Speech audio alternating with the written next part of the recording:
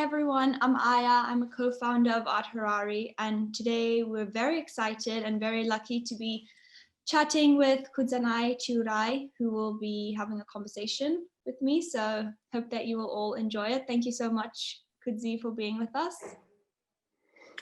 Thank you for inviting me.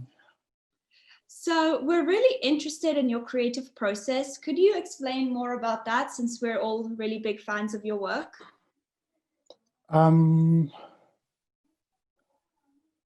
lot of it is basically built on research. I think probably for the past four years, or since I've returned to Zim, a lot of it has been research-based, working from archives, like initially starting from the National Archives in Zimbabwe, and then kind of branching out to other archives that are physically available where I can access them myself, or some that are online. So a lot of it is built on research and accumulating quite a lot of this material. I think this kind of provides like a very sound base as to how, I guess, how I'd like to make the work, or in what direction the work would take. So from that research, the work could end up being photographs, the work could end up being paintings, they could end up being drawings or films. So I think it's then make a very precise selection, or have a precise thought as to what ends up being a photograph, what ends up being a painting, what ends up being a film. So a lot of it has been kind of research-based. That must be quite exciting, I guess, because it's just kind of, you never know the end project. It's just really exploratory, and you just one thing leads to another. So there's also something quite spontaneous about that process, I would say, which I think is really interesting as well. So yeah, it is spontaneous. I think it's also, I think through the research, I think there's a way of looking at that research. You can, at times, like I use that research to create a fictional narrative within an exhibition or within the work itself. So I think it opens up possibilities of thinking about archive material and how to materialize that work in a very different way. So you mentioned that you're now based back in Zim. So how's it been going back home and just being an artist in back home, and you know where you were raised and where you are? I think it is nice living in South Africa. I think one should always locate their studio or work from different countries or different spaces. I think it broadens one's perspective, so you're able to look from the inside out and from the outside in. So I think this, fundamentally helps not only myself, but then other artists who have been in a position to have worked in two different countries. Yeah, that's definitely true. You have a different dimension, I guess, and you also interact with people who have different experiences, people who, you know, have very different everyday life, I guess. And I think in a lot of things that makes someone reflect, someone compare, contrast, and yeah, it's really interesting. But that leads me to my next question. If you had to give advice to your 10-year-old self, what would it be? I wouldn't give advice to my 10-year-old self. I think he did exactly what he had to do. That's amazing. That's a great response. I think that's the dream, right? For everyone to think that. Yeah. Do you have? There's nothing I could tell myself if I was 10. What happened had to happen. The things I had to learn, I had to learn. The things I didn't have to learn. So I think the outcome was exactly what was expected. So I wouldn't give myself any advice if I was 10 years old. Neither would I give a 10-year-old any advice. I think what should happen to them should happen. I think a process of discovery should take place, whether they end up in the wrong place or a good place. I think that becomes their decision as they grow older. Yeah, that's really wise. Yeah, I'm trying to have more that mentality that what, sometimes when you go through really difficult times, you think that that's the end of the world, but actually through that is the most self-realization that you have, the most self-reflection. And you don't really have that when it's all good, the good, happy times. It's more, just a whole discovery when you go through these different phases, I guess. But do you have maybe any advice for fellow Zimbabwean artists or anyone who aspires to go down into the creative industry? That's really difficult to say, because I think part of my experience has been one of exploration. To unlearn quite a lot of things that I've learned, and maybe be very adventurous. It's actually very interesting. Like a friend of mine used to say, he told me this, he said, like, when you're younger, your brain is like a pinball machine. And that's important, because all those lights, all that noise from that pinball machine is stimulating. It stimulates your brain, it stimulates, forces you into activity. But I guess as you get older, that pinball machine is not necessary. You should learn to switch it off. You should learn to use it when necessary, and when to avoid having a pinball machine brain. So the best advice would be like, yeah, let your brain be a pinball machine, try new things, explore, have that energy to challenge yourself and to even fail. Because I think the biggest problem is that the expectations people have is that you can't fail. I think I've failed more times than I've succeeded. So to be able to fail is probably the most important lessons. Like, if you can't fail, that means you haven't tried anything new. So that'll be my advice. Awesome. Yeah, that's so true. You don't learn without failing, without analyzing, without looking back. Yeah. So that's great advice. Thank you.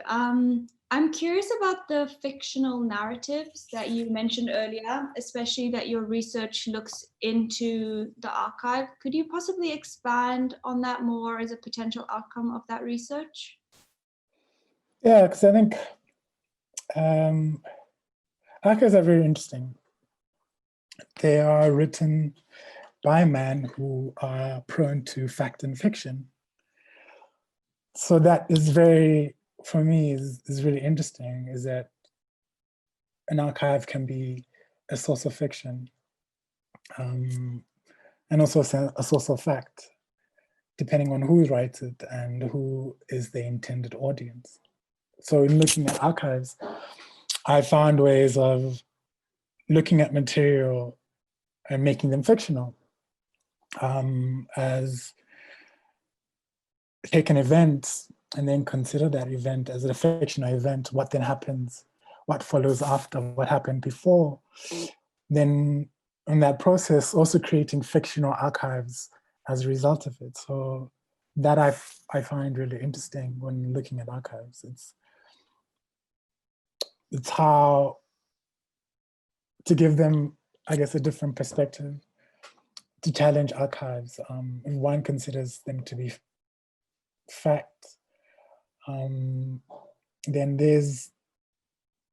one should also then have the position to consider them fictional, depending on who wrote them.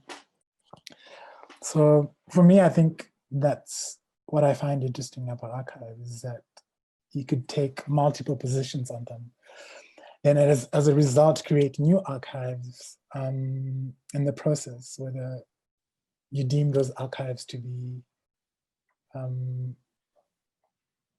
facts. And sometimes, like, what is fiction is closer to truth. So that's also really interesting about archives. So for me, it allows multiple perspectives, and again, multiple or plural narratives to exist at the same time. That's what I find interesting about archives. That's true. There is sort of like, I guess, also a subjective point of view when looking at archives, as you say, because how valid is that person who has collected the data, who has stored the data. So as you say, maybe, you know, the process of doing that is really different, and maybe, yeah, the fictional side of it is sometimes closer to what is meant to be really represented.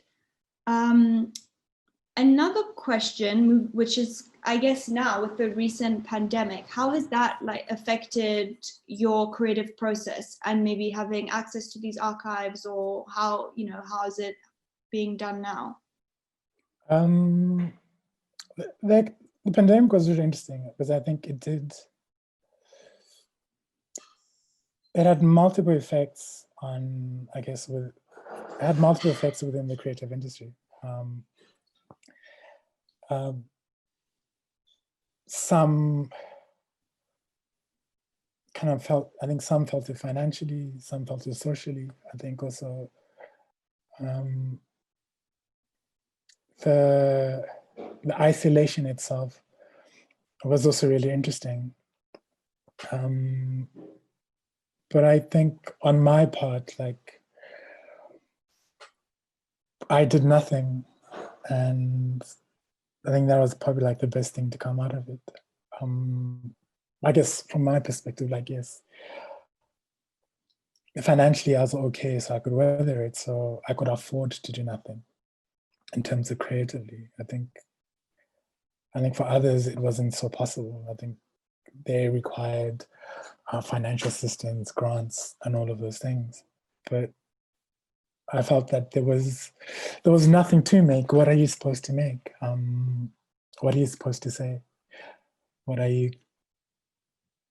making about the pandemic? Are you confronting the virus? Are you making an artwork about the virus? Like, it's very difficult to make something about that. Yes, I think there was social, I think, and cultural implications of the pandemic.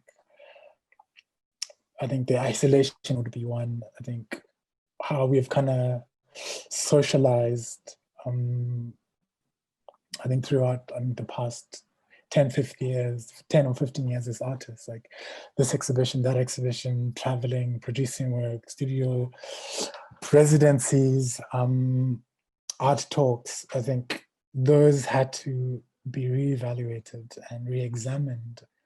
I think museums have done this, galleries have done this. I think artists have had to exist as data, which is really interesting, because I think art has always kind of existed in a material sense, or had to be materialized, whether through something that is sculptural, something on canvas. Now artwork has to exist as data, and then that has its own implications, socially, politically.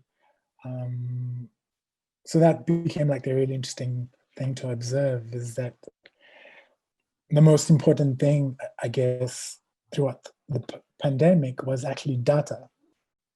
One's access to data, one access to create data, to be able to be online and be on a data platform, basically. So this became really interesting, this shift to digitize ourselves, to exist as avatars, and our work to be avatars. So I found that really interesting to observe. But then it also has social and emotional implications. When someone who has existed physically then moves onto this virtual realm, the sense of distance becomes really interesting. So I think the outcome of the pandemic will probably be understood probably 10 or 15 years from now. I think we're still kind of going through the process of adjusting, changing, adapting, evolving our practices in a particular way to fit this kind of these kind of virtual spaces, and to exist as data in some sense. So I think probably 15 years from now or 10 years from now, we'll start to see the ramifications of those changes, whether they are long-term or it's just short-term, or there is another SARS or coronavirus outbreak, what then happens? So yeah, so it's been interesting just to observe as to making work to be in such a system. It was nice to be like, to step back and observe how the process unfolds. There's no point in rushing.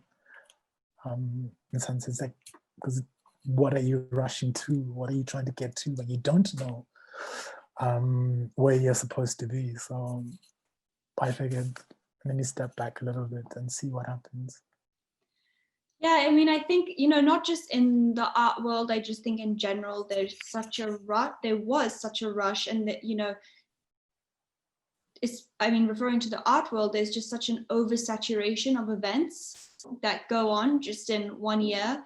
And there's so much traveling and so much movement about it. So I think it has been really interesting in that sense, like you were saying, the shift to having everything online. And yeah. But then there's also that, you know, is it the same seeing artwork online versus the physical? And, you know, I don't believe that you can just have just the online. There's something about going to a show, experiencing it and viewing it. But I do think that hopefully the art world will find its sort of balance and find a balance, and then manage to complement the online with the physical, because I think that could work really well and connect people, for example, back home, who can then see a show that's happening elsewhere. So I think there is something good about that as well. Yeah, I think we'll probably know, because I think we'll probably know how it will unfold, probably in the next year. There'll still be other changes that will be required by museums, artists, galleries, private and public institutions. I think more changes are likely to take place. So I think the virtual space is still evolving. While at the same time, like, yes, the necessity to see the material work itself, whether it's like seeing the painting itself, seeing the texture of the painting itself, seeing sculptures, the volume of a sculpture, Yeah. the density of a sculpture. I think all those are still very crucial and fundamental part of someone's art experience. But I think with time, maybe there might not be as much. Maybe the kind of work that we make will change as a result of it. The kind of VR experiences, which will allow us to perceive volume of a sculpture, to perceive texture of a painting. I think those will be added technologies that will probably come into effect at some point. And I'm sure like people are developing such technologies. But yeah, I think at some point, it's almost like a reckoning as to how the arts or the creative industries have kind of functioned for the past 20 years. And now we're starting to deal with how such a system was not sustainable, and reshaping it now becomes an important part. Yeah, definitely. Do you think that the virtual space gives artists more autonomy? It democratizes the space. I think it allows participants from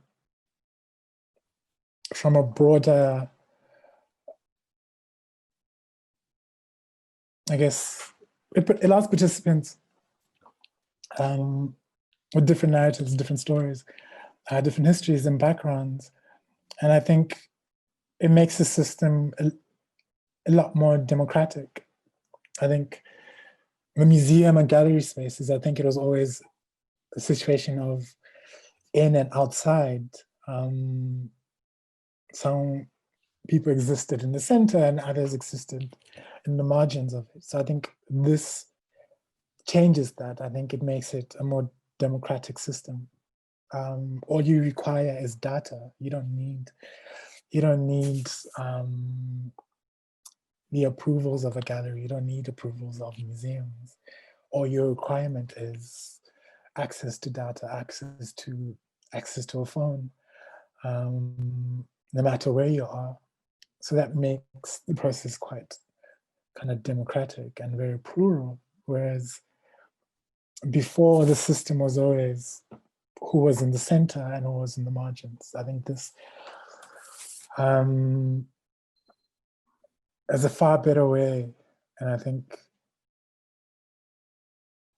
allows broader access to creative processes and to the creative industry. Yeah, definitely. Yeah, I mean, it makes things, yeah, more accessible. Like the example I was saying, you know, for people who are unable maybe to travel and go and see their favorite artist show somewhere, then can then log on and then have that just, you know, with a phone and Wi-Fi. And most people, you know, have access to that. So it definitely benefits also for in terms of education. People can just learn a lot through having that easy access. I did have a question about maybe you could expand on the symbolism or the value of female protagonists in your work. Well, that's so because that then goes back to archives, whether one looks at those archives and who writes those archives. I think a considerable kind of perspective, even if you look at the National Archives in Zim, the central, predominantly the writers, the contributors, I think, and the authors who you find within those archives are predominantly white male. And their perspective, considering our colonial history, one begins to question their perspective on and their involvement in writing these histories and having them in archives.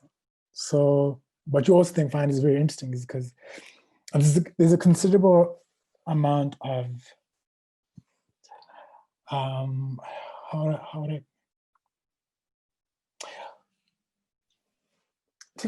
okay, I'll put it this way. Archives are very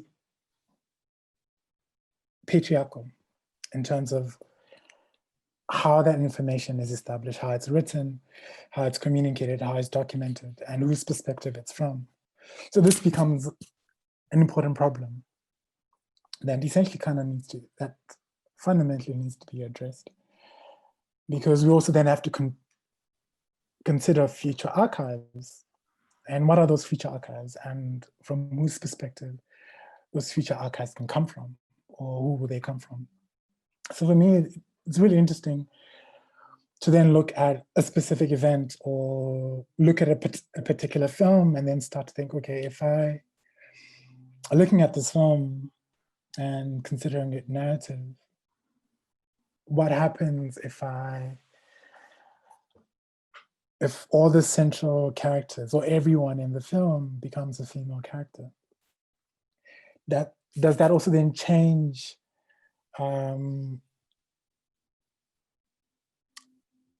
does that change historical events in the process of doing that? One example I could give you, for example, there was a speech, there was an exhibition that I had in Joburg called State of the Nation. And at the center of it was the State of the Nation address given by a female head of state. And this speech was supposed to have been given in 1960. So that the interesting part then becomes that for that to have happened, what events would have preceded it?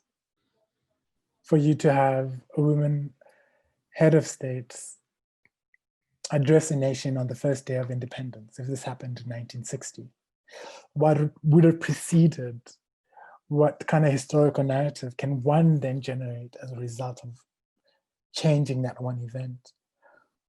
So this becomes the interesting part about archives, and how when one, or as I've done, when I place a woman as a central figure to that event, you then, one has to then think about the narrative before that, the stories before that, what other changes could have taken place to lead up to that event. So looking at politically, historically, socially, culturally, what changes would have had to have taken place.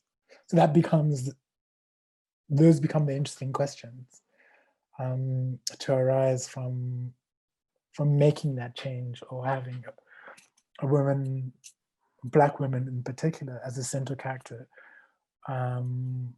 within a film or a photographic series, is to think of what precedes it and what can then come after it. So that becomes the challenge. And whether in writing these new narratives, these new stories, are depending on fiction or fact. Those are also the other interesting things I think I find are relevant to explore. I think, yeah, it's in some ways you're kind of saying like the butterfly effect, right? Taking it back and then switching one of the factors and then seeing how does that affect everything else, and just the changing of, agenda or something like that could have huge ramifications, and the turn of events is just multiplies, right? It would be completely different. Yeah, I think it's really interesting, because whether you're writing it from a fictional perspective, whether the series of photographs are fictional, does that change where we are now? So whether a female voice can use the same authoritarian language, is that possible now? Does that exist now? Do you find it now? So that becomes really interesting for me, is that creating such a fictional narrative, does one still end up in the same position that we are in now? Or does changing that language mean that it changes the narrative itself?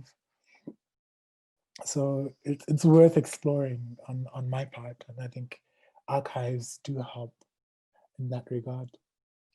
When you explore these archives and then you use that for your artworks, do you then sort of analyze and give a sort of point of view of yours within that, or is it just simply an exploration where you look into that? No, what I basically do, how I've kind of structured it, is that, like, once going through the archives, I think what I then do is I write a fictional story, and that fictional story becomes the structure of the film or the series of photographs. So this fictional short story then becomes something that I'm trying to materialize through photographic work or film, or through drawings. So then this becomes the interesting part, is that this fictional short story then becomes something that is tangible in some sense, or something that is visual in some sense. And I think that becomes really interesting, because a lot of people are like, oh, is this reference to a particular event? It's like, well, it's in reference to a fictional story that I wrote. For me, that then becomes interesting, I think, in terms of the creative process, is that one starts from a fictional story through, by way of, I think, research of an archive or a particular event or a particular place, that I find really interesting. It's challenging in its own way, but then it's also kind of fascinating to resolve issues within the process itself, whether looking at a short story, which is 2 pages long, and then turning it into a short film and trying to condense all of these things that are within the story and create all these multiple layers within the story to translate into film and photography. Yeah, that's incredible. I was just going to say what's, I think, another step to it and something that's really interesting is you are creating this whole other layer to it. And then in the end, you have all these different, in a way, different conversations and different thought-provoking scenarios which are working all in one. But Yeah. after speaking about that, is there anything you're working on at the moment or anything fun coming up in the future?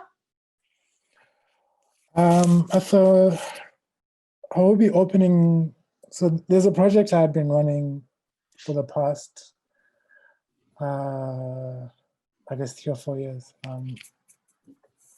Just so every time I had an exhibition, I set up an audio library, which was essentially an audio library of vinyls. So the first one was when I had a solo exhibition in Harare at the National Art Gallery. And I think the years that followed, I installed the same library in 2 venues in Sweden, then in Cape Town, and then I did one in Joburg. And the same kind of library is now traveling to Paris next year and Berlin. So over the years, the library has gotten really big. It's an audio library of vinyls, but then it largely consists of it's recordings from Black cultural festivals, it's speeches and conferences, solidarity movements, and then there are theater productions. There are also political trials. So which span, I guess, a lot of the African countries. So speeches from African leaders, from Kwame Nkrumah, Lumumba, Samora Machel, and then also recordings from liberation camps in Southern Africa. So liberation camps in Angola, Mozambique, Zambia, and then also in Guinea-Bissau. So all of these recordings, I think, defined, a process of liberation, I guess, which is still ongoing now. And then the audio recordings also so they come in the form of digital recordings and vinyls. And then also within the library itself, there are, I think, posters from quite a number of the liberation movements in Southern Africa, solidarity movements in Canada, the US, Europe, the Netherlands, the UK, Germany, and Cuba. So also these posters that I've been able to acquire for the library. And then while I was also doing that, I also then bought quite a lot of work from African artists. So quite a lot of work from South African photographers. There's some prints, a considerable number of photographs. And these also then were put in the library. So because the library has gotten so big, we have finally found a permanent space for it in Joburg. So I think in February, we'll be launching it. We'll be opening it to the public where you can come and listen. That's amazing. To the recordings, you can go through, and then we'll have different librarians engaging with the material within the library. So a filmmaker can be a librarian, a musician, an author. So we're trying to broaden, I guess, the perspective of what a library should look like, because you don't have to have it chronologically. How do you categorize material within a library or within an archive? So it presents these interesting challenges, I think. When working with different librarians, one filmmaker could put together the library based on a cinematic experience. So using a selection of records, looking at African film in South Africa, in Zim, for example, I have the soundtrack to Neria. So one can then start to expand on that soundtrack. It's a film that was made in Zim. And so it becomes really interesting to start to look at that soundtrack and start to break it down into different components, different experiences of when that film was released and how people related to that film. So that becomes really interesting within the library. We can start to look at one film and then kind of expand its experience and relevance. I think there are also kind of theater productions that were made in South Africa that I have on vinyl, and we can start to explore those. And also kind of recordings made in different, in Zambia, in Mozambique, Ghana, even Eritrea and Sudan, with recordings from those areas, from those countries. So we're able to then expand, I think, what is kind of what one looks at as a black experience, and what that black experience means, what it meant then in terms of liberation and independence, and what it means now in terms of, I guess we're still trying to consider ourselves independent and liberated. So it becomes these interesting challenges to address. So this is basically part of what the library does. So it's basically, in one respect, it's a traveling library because it's able to be mobile. Like a certain selection of the library can be moved to a different country or to a different space, while the remaining core collection or part of the collection remains at one permanent space. So this is basically what will be happening, hopefully, in Joburg. I think, yeah, I guess we'll be opening in February, and then we'll see what happens. So that's, I guess, what I've been working on for the past, I think, 4 or 5 months, is setting that up. Wow, that's absolutely fascinating. And it's actually really special, I guess, because each, as you were saying, each recording or everything is kind of like a moment in time and a moment in history. And as you unpack that, as you unfold it, you learn so much about the time period, what people were going through, what the community was feeling. So it is really like a collection of history, right? And it's really cool that it's sort of ever growing, and that you just, as you said, it's gotten really big over the time because you're still just collecting, finding new things. It's really amazing.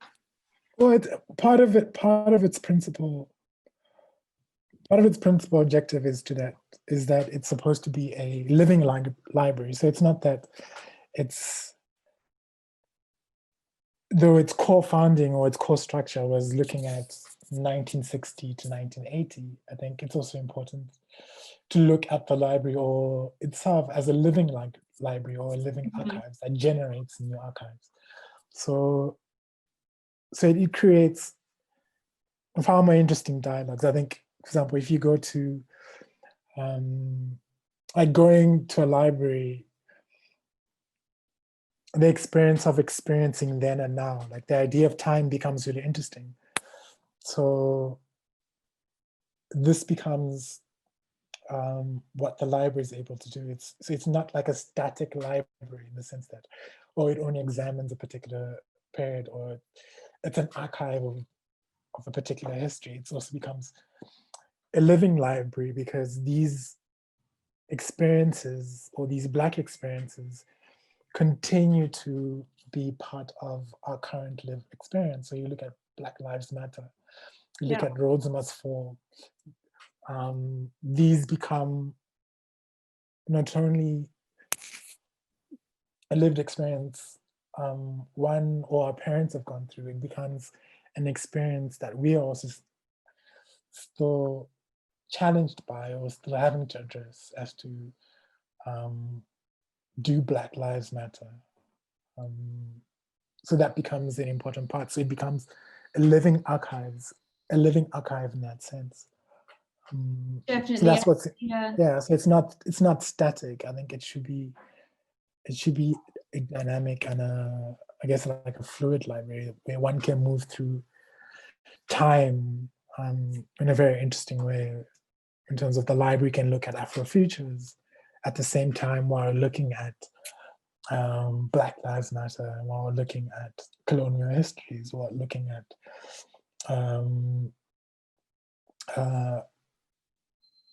slavery as well. So it allows one to collapse time in a very interesting way. And then I think that experience, I think for an audience, I think one can be challenging, but it also can be explorative in another sense. Yeah, there are topics which obviously are really difficult, but it is, as you say, it's really important that people address them, because there are a lot of topics which I feel like haven't been addressed in the past.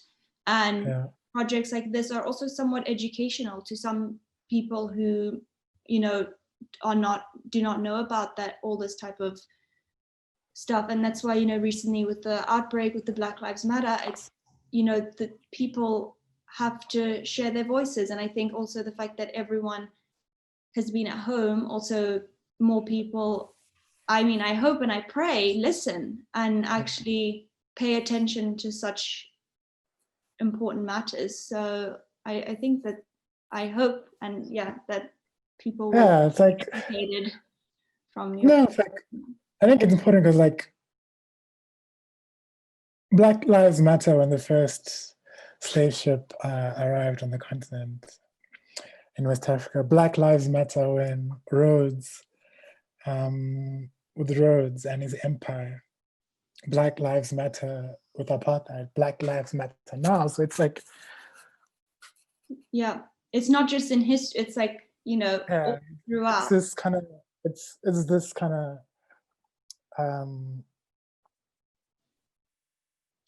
Black experience that continues, I think, to be present within our lives, whether one looks at our grandparents, our mothers. Now it's like, if you look 4 generations, the same subject does arise. And whether we sit today and we consider the next 3 generations, are we still going to be asking about questioning whether Black Lives Matter or saying Black Lives Matter? This becomes really interesting, I think. So the library is in a position to look at that.